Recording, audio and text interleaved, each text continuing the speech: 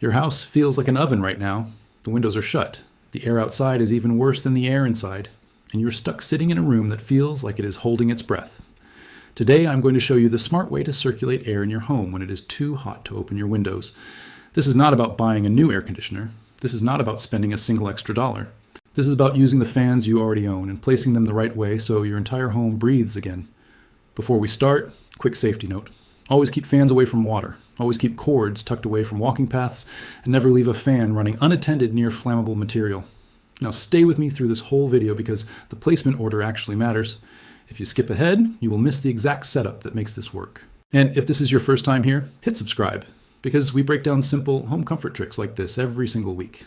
Let's get your house breathing again. Here is what actually happens inside a closed-up home during extreme heat. Hot air rises. It gets trapped near your ceilings. Cooler air sinks and pools near your floors. With no open windows, that hot air has nowhere to escape. So it just sits there, layer after layer, turning your living room into a slow cooker. Add cooking, electronics, sunlight through glass, and body heat, and the air becomes stagnant fast. Stagnant air feels hotter than it actually is.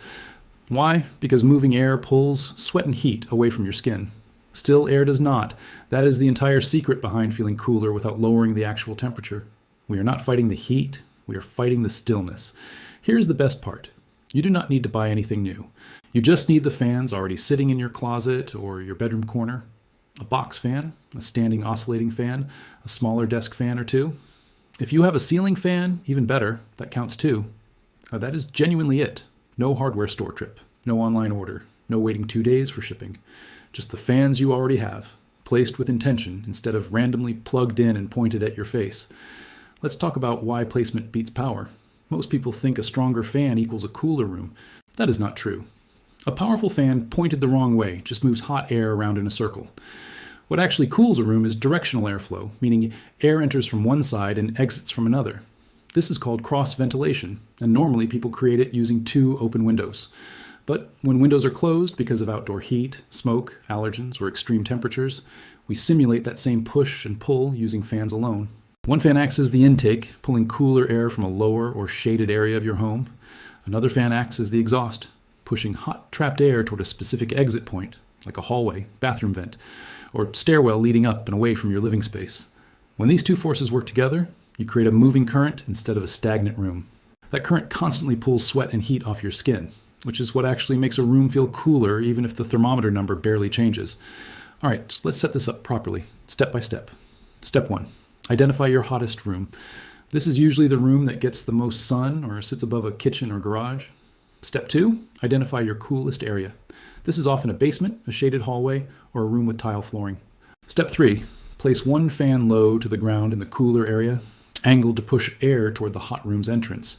Keep it low because cool air naturally sits near the floor. Step 4. Place a second fan inside the hot room, but angle this one facing outward, toward a door, hallway, or stairwell.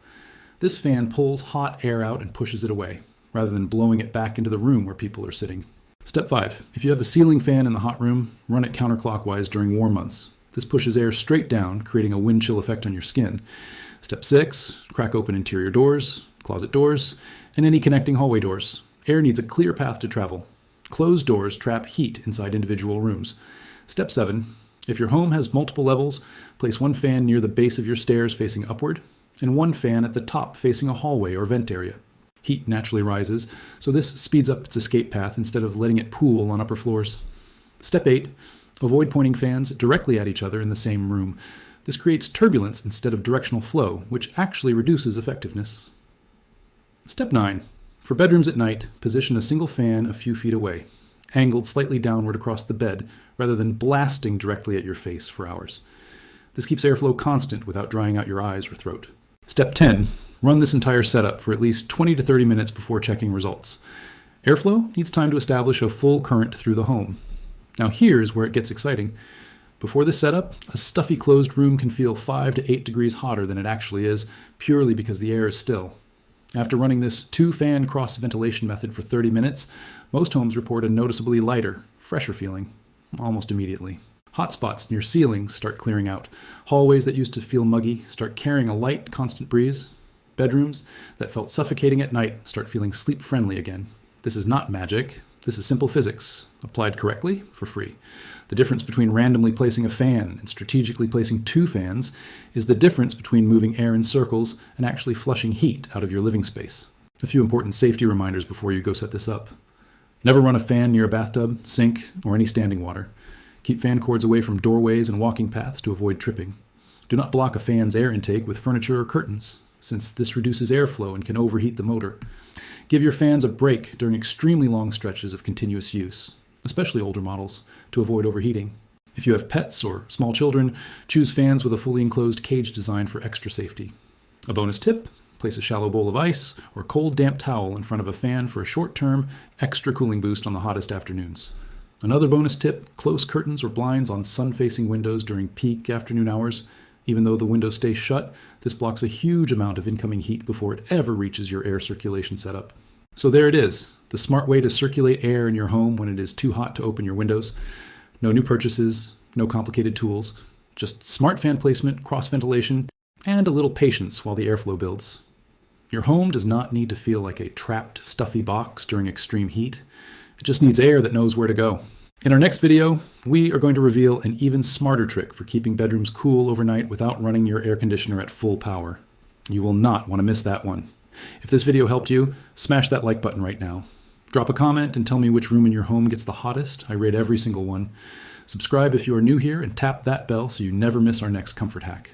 Stay cool, stay smart, and I will see you in the next video.